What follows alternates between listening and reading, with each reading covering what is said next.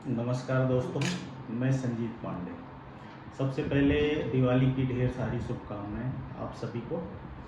और अगर आप फार्मा के बारे में कुछ जानना चाहते हैं, सीखना चाहते हैं, तो आप मेरे चैनल को जरूर सब्सक्राइब कर लीजिए। आज हम बात करना चाहते हैं AHU, एयर हैंडलिंग यूनिट। वैसे ये टर्मिनोलॉजी से हर आदमी परिचित होगा, क्योंकि एयर हैंडलिंग यूनिट जो है AHU हर जगह पे इंस्टॉल होता है, जो एयर को सर्कुलेट करता है एक स्पेसिफिक एरिया में। जैसे आप बड़ी बड़ी बिल्डिंगें बन रही हैं आजकल, शॉपिंग मॉल बन रहे हैं या जो भी बन रहा है, हर जगह पे आप एयर हैंडलिंग यूनिट का काम होता है। समझने की बात यह है कि एयर हैंडलिंग यूनिट अगर इंडस्ट्री में लग रही है तो किस पर्पज़ के लिए लग रही है, ये समझना सबसे ज़्यादा ज़रूरी है। हम बात करेंगे स्पेशली फार्मा की। अगर आप ISO पढ़ते हैं, ISO में जाके देखें तो उसमें क्लीनिनेस का क्लास दिया हुआ है, क्योंकि किसी एरिया को क्लीन करने के लिए किस ग्रेड में क्लीन होगा या किस ग्रेड में वो एरिया क्लीन रहेगा, ये डिपेंड करता है उसमें जो एयर मौजूद होगी, जो हवा उसके अंदर होगी, वो हवा का ग्रेड क्या है, क्लास क्या है।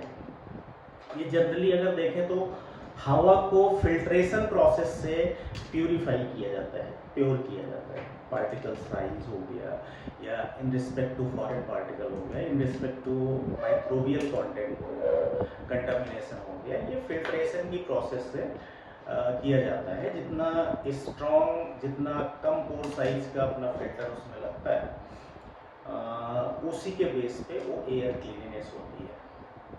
अगर हम फार्मा की बात करें तो फार्मा के डिफरेंट डोजेस फॉर्म के लिए डिफरेंट क्लास की रिक्वायरमेंट होती है।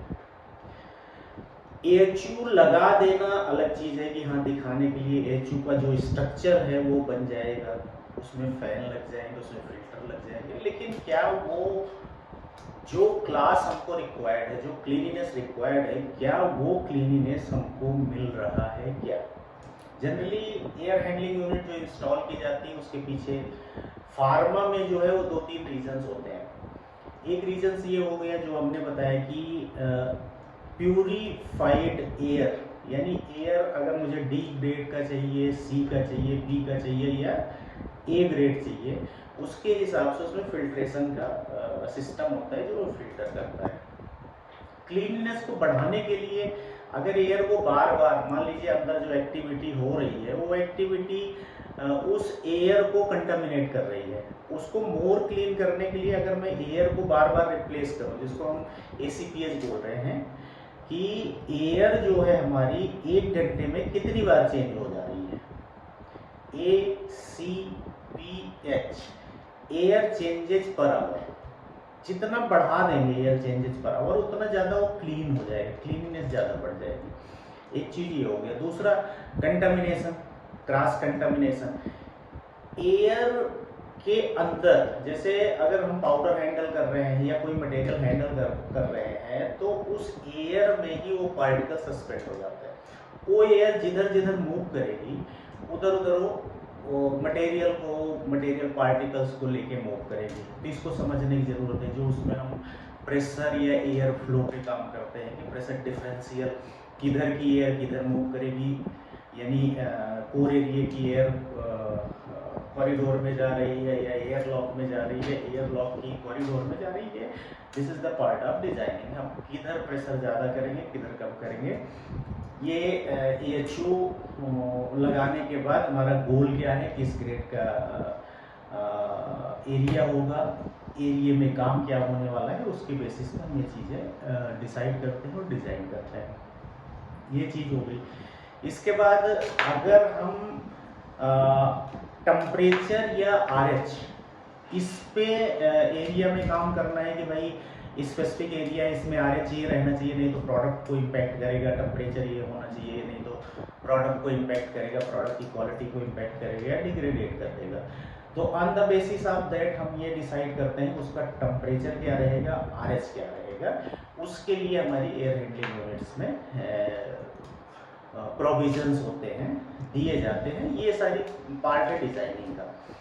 अब ये एचयू लगाने से पहले, किसी एरिया में एचयू लगाने से पहले हमको ये सारी कंप्लीट स्टडी करनी होती है at the time of designing. Designing के टाइम में कि मान लीजिए कोई स्पेसिफिक रूम है, उस रूम का ग्रेड क्या होना चाहिए, उसमें टेम्परेचर क्या रहेगा, ठीक है, उसमें आरएच क्या रखना होगा, उसमें एयर चेंजेस क्या रखने होंगे। This is the part of engineering calculation, वो करके डिसाइड किया जाता है। जैसे मान लीजिए एक स्पेसिफिक एरिया है, उसके अंदर जो मशीनरी है, जो मैन पावर मूवमेंट है, उसके डायरेक्शंस क्या है वॉल्स की, ऊपर क्या है, साइड में क्या है, चारों चीज़ें चेक करके उसमें हीट जनरेशन कैलकुलेट होगा कि क्या हीट जनरेट होगी। On the basis of that हम वर्किंग करते हैं कि जो हीट जनरेट होगा उसके हिसाब से हमको कूलिंग कितना लेना है, हमको एयर चेंजेस कितना लेना है क्लीनिनेस के हिसाब से। ये चीज़ें होती हैं जो पार्ट ऑफ डिज़ाइनिंग होती हैं।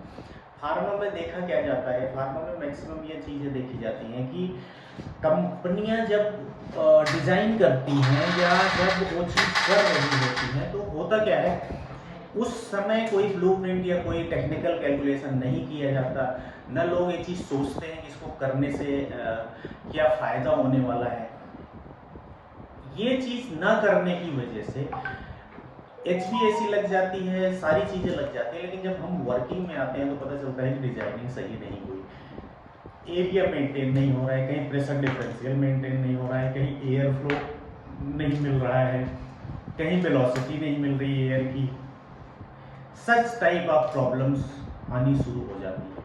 तो इसलिए मेरा ये कहना है कि अगर आप रिनोवेट कर रहे हो या नया डिज़ाइन कर रहे हो, तो आपको एक प्रॉपर पर्सन, टेक्निकल पर्सन से इन सब चीज़ों पे वर्किंग पहले कराइए, उसके बाद इसका एग्जीक्यूशन करिए, जिससे कि फ्यूचर में आपको एचयू के लेके प्रॉब्लम ना आए। मैक्सिमम हम देखते हैं डिफरेंट कंपनियों में जा के मैं ये चीज़ें देखता हूँ, बहुत सारी कंपनियों का रिनोवेशन कर रहा हूँ, बहुत सारी कंपनियों का मैं डिज़ाइन कर रहा हूँ, तो उसमें ये चीज़ें देखता हूँ या ऑडिट करता हूँ, तो देखता हूँ कि प्रेशर डिफरेंशियल नहीं मिलता। मैक्सिमम कंपनियों में प्रेशर डिफरेंशियल मिलता ही नहीं है। और दूसरा, कहीं एयर बराबर नहीं आ रही है, कहीं आपका टेम्परेचर नहीं मेंटेन हो रहा है, कहीं आरएच नहीं मेंटेन हो रहा है। इसके पीछे रीज़न ये है कि इनिशियली जब हम इस चीज़ को करने जाते हैं तो हम किसी को भी सस्ते के चक्कर में, कि ज़्यादा पैसा नहीं लगेगा, सस्ते के चक्कर में हम किसी को भी ये प्रोजेक्ट पकड़ा देते हैं। और वो आदमी, कोई भी आदमी कर सकता है भाई, ये जो तो कोई भी बना सकता है। उसमें होता क्या है, ब्लोअर हो गया, फिल्टर्स हो गए, जो भी है, सो मैनी, कोई भी इंजीनियरिंग का आदमी उसको करके रेडी कर देता है। लेकिन टेक्निकली उसको सिंक्रोनाइज करना, प्रॉपर तरीके से स्टडी करना, प्रॉपर ब्लूप्रिंट बनाना, हर चीज़ को जस्टिफाई करना अकॉर्डिंग, ये एक टेक्निकल पर्सन ही कर सकता है जो इन चीज़ों को जानता है।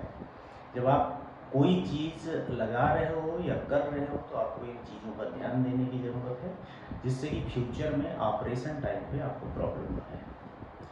होप आपको समझ में आ गया है। और किसी टॉपिक पे आपको